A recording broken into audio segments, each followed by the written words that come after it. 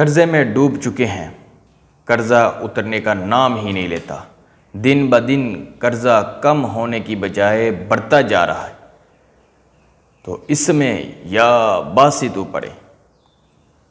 جو بندہ یا باسطو پڑھتا ہے اللہ رب العزت اپنے غیب کے خزانوں سے رزق عطا فرماتے ہیں۔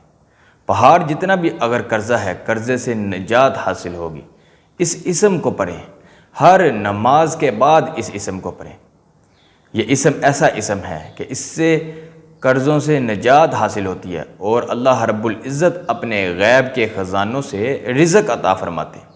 جو بندہ اس اسم کو پڑھتا رہتا ہے، ہر نماز کے بعد 11 مرتبہ اول آخر درود شریف پڑھیں اور صرف 72 مرتبہ یا باسطو پڑھیں۔